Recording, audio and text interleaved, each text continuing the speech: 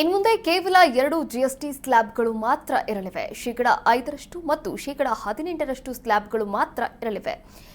ಶೇಕಡ ಪ್ರತಿಶತ 12% ಹಾಗೂ ಪ್ರತಿಶತ 28ರ ಸ್ಲ್ಯಾಬ್ಗಳನ್ನು ತೆಗೆದುಹಾಕಲು ನಿರ್ಧಾರವನ್ನು ತೆಗೆದುಕೊಳ್ಳಲಾಗಿದ್ದು, ಸೆಪ್ಟೆಂಬರ್ 22ರಿಂದ ಹೊಸ ಜಿಎಸ್ಟಿ ಜಾರಿಗೆ ಬರಲಿದೆ.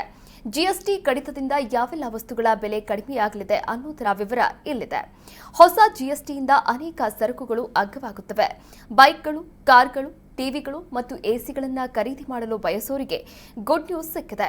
ಶೇಕಡ 28ರಿಂದ ಶೇಕಡ 18ರಷ್ಟು ತೆರಿಗೆ ಸ್ಲ್ಯಾಬ್ನ ಪಟ್ಟಿ ನೋಡೋದಾದ್ರೆ ಎಸಿಗಳು, 32 ಇಂಚುಗಳಿಂದ ದೊಡ್ಡ ಟಿವಿಗಳು, ಪಾತ್ರೆ ತೊಳೆಯುವ ಯಂತ್ರಗಳು, ಸಣ್ಣ ಕಾರ್ಗಳು, 350cc ಅಥವಾ ಅದಕ್ಕಿಂತ ಕಡಿಮೆ ಇರುವ ಬೈಕ್ಗಳು, ಬಸ್ಗಳು, ಟ್ರಕ್ಗಳು, ಆಂಬ್ಯುಲೆನ್ಸ್ಗಳು, ಎಲ್ಲ ಆಟೋ ಬಿಡಿಭಾಗಗಳು ಹಾಗೂ ತ್ರಿಚಕ್ರ ವಾಹನಗಳ ಬಡವರ ಕೈಗೆಟುಕುವ ಬೆಲೆಯಲ್ಲಿ ಸಿಗಲಿದೆ.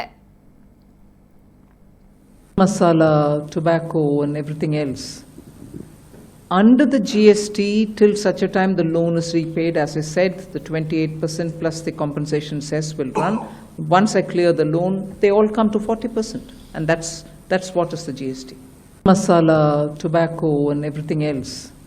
ಜಿಎಸ್ಟಿ ಹೊಸ ವ್ಯವಸ್ಥೆಯು ಸೆಪ್ಟೆಂಬರ್ 22, 2025ರಿಂದ ಜಾರಿಗೆ ಬರಲಿದ್ದು, ಪ್ರಧಾನಿ ನರೇಂದ್ರ ಮೋದಿಯವರ ಮುಂದಿನ ಪೀಳಿಗೆಯ ಜಿಎಸ್ಟಿ ಸುಧಾರಣೆ ಎಂಬ ದೂರದೃಷ್ಟಿಯ ಭಾಗವಾಗಿದೆ. ಈ ಸುಧಾರಣೆಯ ಕೇಂದ್ರಬಿಂದು ಪ್ರಸ್ತುತ ಇರುವ 4 ಹಂತದ ತೆರಿಗೆ ವ್ಯವಸ್ಥೆಯನ್ನ ರದ್ದುಪಡಿಸಿ ನಾಗರಿಕ ಸ್ನೇಹಿ ಸರಳ ತೆರಿಗೆ ವ್ಯವಸ್ಥೆಯನ್ನ ಜಾರಿಗೆ ತಂದಿರುವುದು. ಇದರ ಅಡಿಯಲ್ಲಿ 3 ಪ್ರಮುಖ ದರಗಳು ಇರಲಿವೆ. ಅರ್ಹತಾ ದರ ಶೇಕಡ 5ರಷ್ಟು ದಿನಬಳಕೆಯ ಮತ್ತು ಅಗತ್ಯ ವಸ್ತುಗಳಿಗೆ, ಇತರ ಸರಕು ಮತ್ತು ಸೇವೆಗಳಿಗೆ ಪ್ರಮಾಣಿತ ದರ ಶೇಕಡ 18ರಷ್ಟು, ಹಾಗೆ ಪಾನ್ ಮಸಾಲ, ತಂಬಾಕು, ಐಷಾರಾಮಿ ವಾಹನಗಳಂತಹ ಆಯ್ದ ವಸ್ತುಗಳಿಗೆ ಶೇಕಡ 40ರಷ್ಟು ಅನರ್ಹತಾ ದರ ಇರಲಿದೆ. ಸಾರ್ವಜನಿಕರ ಆರೋಗ್ಯ ಮತ್ತು ಆರ್ಥಿಕ ಭದ್ರತೆಗೆ ಅತ್ಯುನ್ನತ ಆದ್ಯತೆ ನೀಡುವ ಸರ್ಕಾರ ಎಲ್ಲಾ ರೀತಿಯ ವೈಯಕ್ತಿಕ ಜೀವ ವಿಮೆ, ಟರ್ಮ್, ಯುಲಿಪ್, ಎಂಡೋಮೆಂಟ್ ಮತ್ತು ಆರೋಗ್ಯ ವಿಮೆ, ಫ್ಯಾಮಿಲಿ ಫ್ಲೋಟರ್ ಸೇರಿದಂತೆ ಪಾಲಿಸಿಗಳಿಗೆ ಸಂಪೂರ್ಣ ಜಿಎಸ್ಟಿ ವಿನಾಯಿತಿಯನ್ನ ನೀಡಿದೆ.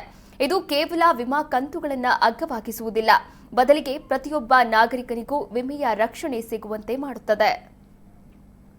In something on which you like to speculate on, it depends on how people have received this rate reduction, and they'll have to come out and once you have a couple of months going with all the purchases, then we'll be able to get some number.